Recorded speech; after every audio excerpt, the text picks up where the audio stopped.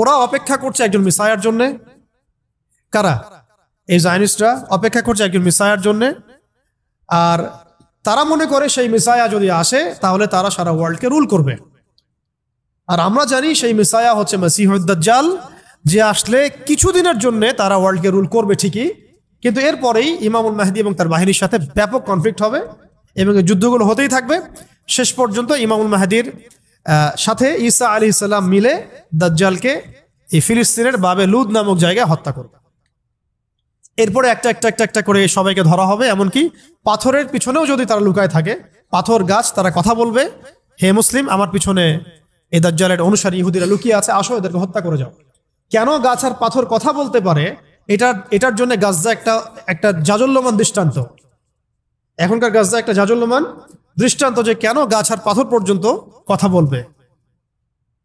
Because জড়বস্তুগুলো পর্যন্ত তাদের জুলুম দেখতে দেখতে আল্লাহ পাক ওদের জবান খুলে দিবেন, এবং যখন চারপাশ থেকে কোনো সাহায্য আসবে না, তখন আল্লাহ রাব্বুল আলামিন তাদেরকে গায়েবী নুসরত দান করবেন আল্লাহর পক্ষ থেকে। তো ঈসা আলাইহিস সালামের ফাংশনটাই হচ্ছে তিনি মিথ্যা মাসিহকে হত্যা করবেন, এবং তাকে হত্যা না করা পর্যন্ত এবং তার অনুসারীদেরকে পৃথিবী থেকে সমূলে উচ্ছেদ না করা পর্যন্ত এই বিশ্বে ইসলামী খেলাফা কায়েম হবে না। বিভিন্ন জায়গায় আঞ্চলিক ইমারা কায়েম হতে পারে, যেমন আফগানিস্তান, যেমন বিভিন্ন জায়গায় হচ্ছে আস্তে আস্তে, কিন্তু গ্লোবাল খেলাফা দাজ্জালের হত্যার আগ পর্যন্ত প্রতিষ্ঠিত হওয়া সম্ভব না, এবং তার অনুসারীদেরকে জীবিত রেখে এই গ্লোবাল খেলাফা কখনোই প্রতিষ্ঠা হবে না।